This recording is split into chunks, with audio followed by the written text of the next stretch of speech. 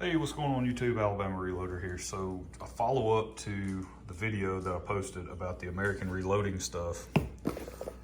This is the 270 Winchester primed brass. This is the nickel brass. I wanted to, obviously do some follow-on videos going, hey, this is really how easy it can be to get the components, throw some powder in the case, seat some bullets, hit the range, right? And with this prime stuff, the nickel stuff, my plan is to set aside, it's a 100 count box, and I haven't counted all of them to see if there's actually 100 in there or not, but neither here nor there. My plan is to set aside 50 of them and load up 50 with a box of the Meguiar Ballistics, the 128 grain copper rose hollow point bullet. And I think that's gonna be a sweet looking round with this nickel case, and you got the solid copper on top. I think it's gonna make for pretty, oh, what you got there, buddy? He's got a stick.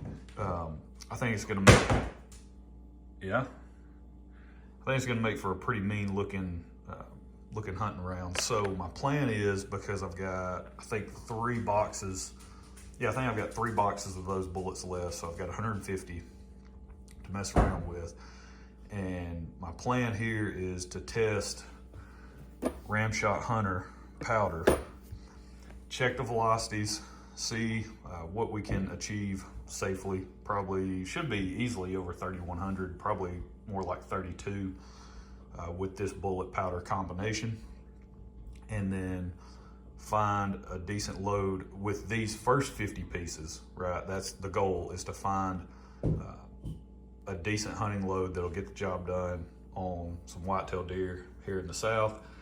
And then the second batch of 50 that are still in the box, those will be used to, like I said, load up those 50 rounds, and then they'll just be put in the closet as the hunting ammo for the Tikka T3X 270 Winchester. So that's the plan. That's what we're gonna do. I chose this powder because it is the highest velocity option for a 130 grain bullet that I could find. 130 grain solid copper bullet. So I believe Hodgdon's Superformance, Reloader 19. Oh, what else? Maybe Ramshot Magnum. Yeah, I think all of those are great options. If you go and look at the load data that Barnes published, because that's what you're going to want to reference when you're loading up the Meguiar Ballistics solid copper bullets. That was the advice from Meguiar Ballistics, was, hey, make sure you go use comparable weight solid copper load data from other sources such as Barnes. They're a really good source of information, and they have 130 and a 129 grain bullet is what they have listed on their website. It's the 130 grain TSX, and the 129 grain LRX. So use that data when you're working up the loads for the Meguiar Ballistics. So that's what I'm basing it off of. And then if you go to Hodgdon, because I don't think Barnes actually has Ramshot Hunter listed, but if you go to the Hodgdon website, since they own Western Powders now, they have load data for the 130 grain TSX bullet using this powder, and they're showing over 3,200 feet per second with a max charge, and it's a compressed charge, so, which is nice. Get really good case fill with this powder, and then hopefully really good velocities and accuracy out of it. But that's the plan. I've only got a pound of this stuff, so that's why I'm really hoping to find a decent load using these first 50, and then the next 50 we'll just, whatever load shoots really well, we'll just load up 50 of those and call it done, right? So that's the plan. Now I got to get some powder poured into this thing, RCBS Chargemaster Light. Yeah, this is the light, not the link. And then this guy, this will be coming in a future video, but yeah, buddy. So don't worry about the scope, that's gonna change. but this is my Remington 700 Tactical and 300 Blackout. And this is an AG Composites Privateer stock. That thing is so sweet, by the way. Picked that up today. They've had that for a little while now. They've had the barrel action and everything for a little while now. Matt, my buddy Matt over there, he hit me up and was like, hey, your rifle's ready for pickup. And I was super pumped when I got that text. So waiting on the scope that's gonna go on here though, waiting on it to come in, then I'll get everything mounted up and kind of do an actual video on that. So you guys stand by for that. But yeah, let's get some powder dumped and get going. Now the max charge for this powder is listed at 59.8 grains, and gonna be going higher than that, just slightly, so everyone calm down. But I want to go up to 60.5, so not going over by much, but that's my plan, is to work up to that charge weight. And I plan on doing half grain jumps. So what I'm thinking about doing is loading up probably maybe just five rounds to check the initial velocity, because if I load in half grain jumps, you know, we're talking 60.5, 60, 59.5, 59, and 58.5. And I'm thinking we're gonna be on the safe side with that bullet. The overall length that I can load, it's gonna be, I believe, 3.0. If I go back and look at my notes, 3.300. That's what I've been loading. Jam is all the way out to 3.395. So we got 95 thousandths a jump. So it's actually pretty comparable to the Barnes data, because their LRX, their 129 grain LRX, they load at 3.3 as well. So I'm thinking we're gonna be pretty good. This is a situation where the data, I believe, is gonna be pretty accurate and really close with that information. But, you know, it's a little different over in the 6.5 Creedmoor side of the house, because my Kimber, you know, I'm jamming into the rifling at 2.68 with their 125 grain copper rose hollow point bullet. So I actually have to load that really short, right? And in the Creedmoor stuff, you're loading a lot of stuff out to 2.8.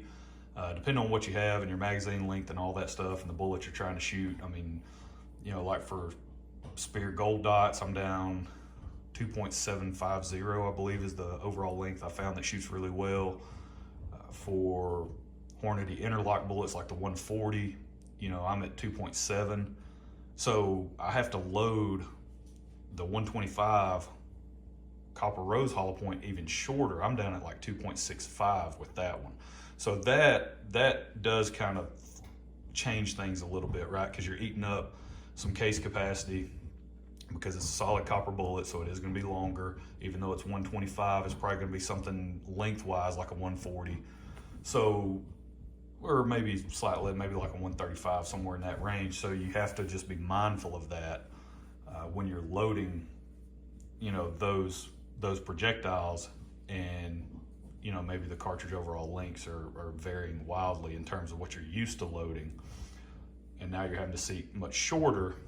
That's where you can run into an issue, eating up some of that case capacity and kind of having some weird things with pressure. So, but we don't have to worry about that in 270 Winchester. So yeah, I'm just gonna roll with this and let's dump some powder, and I'll see you guys over at the reloading bench to see some bullets. So you guys hang tight. All right guys, so out here at the range, and I've got you set up kind of in an awkward position just so I can show you the velocity results. So the way you're oriented, everything's lined up correctly. It's just you're having to sit in an awkward position just so I can video this. But so I loaded up Oh yeah, look at that. Let's see if it'll focus. Hello. It's like it refuses to focus on anything.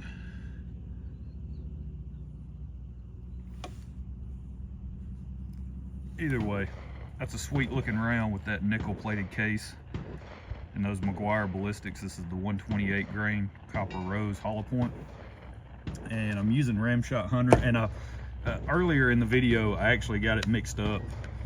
The Barnes load data is what has Ramshot Hunter listed as the highest velocity option. I think I might have mentioned the Hodgdon data. I got those backwards as far as the Winchester 6.5 stay ball and Ramshot Hunter. So the Barnes data has Ramshot Hunter. I believe they have Ramshot Hunter Reloader 19 and maybe Accurate. Is it Mag Pro or Ramshot Magnum, one of the two? They have those listed as the highest velocity options. And then if you go to the Hodgdon data, they have Stay Ball 6.5 listed as a really good velocity option as well. But we're gonna send a few here. I only loaded up 5. I just want to kind of check these velocities. Let me get over to my notes and I'll tell you. So this is gonna be 58.5 grains. This will be the first one we test.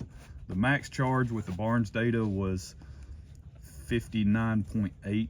We went above that just slightly. I went up to 60.5, but I only loaded up 5 rounds, and I'm doing 58.5, 59, 59.5, 60, and 60.5. So this is the 58.5 grain charge. Just checking velocity and pressure.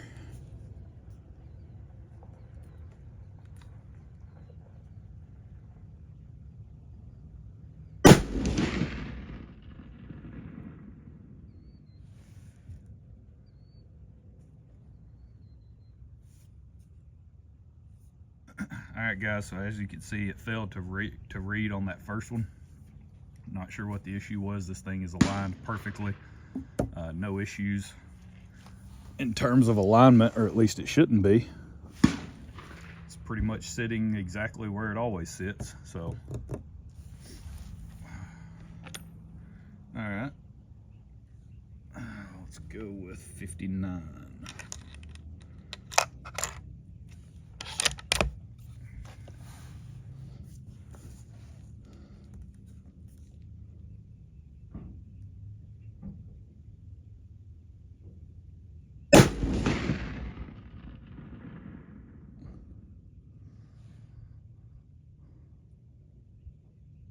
Weird. It's almost like it tried to analyze the shot.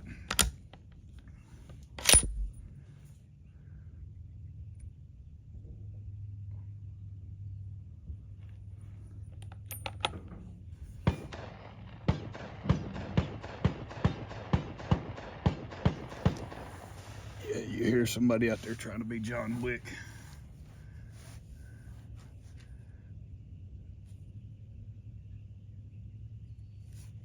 All right, that's 2 in a row it didn't pick up.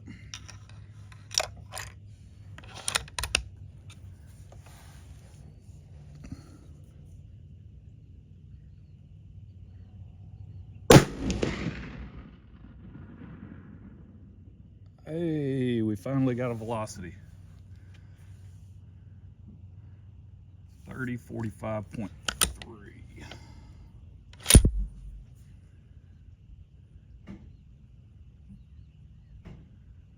Okay, and that was the 59.5 grain charge, so that's 0.3 below max. Now, of course, this data is with,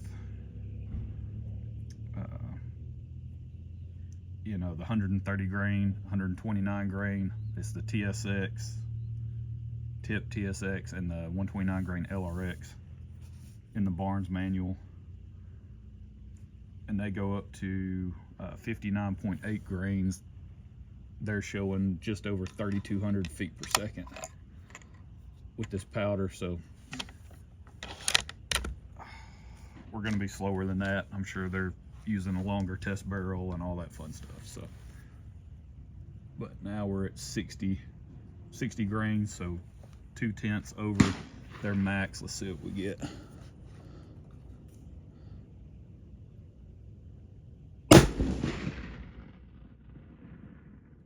Okay, it didn't register shot 2 either. All right, not exactly sure.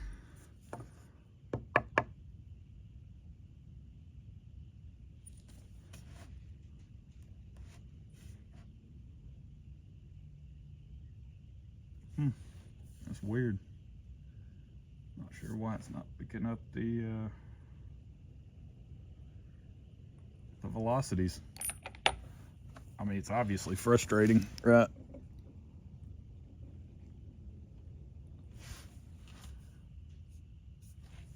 You know, I mean, you load up a handful of rounds to check velocity and you can't get any data other than that one data point. So let's go with 60.5. Not seeing anything pressure wise that's too crazy or concerning.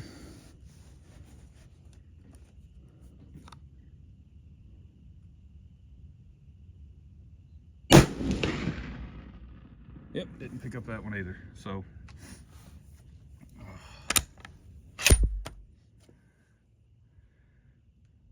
there you go, complete waste of time. It happens. Pretty frustrating. So Garmin, not sure what your issue is, because I've got this thing lined up exactly how it's supposed to be. Stand by.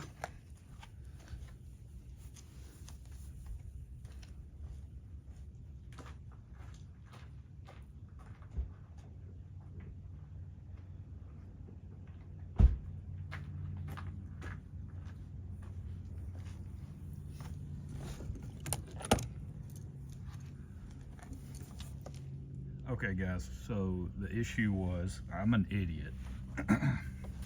And we'll leave it at that. No, it's not the Garmin's fault at all. I don't know what I was thinking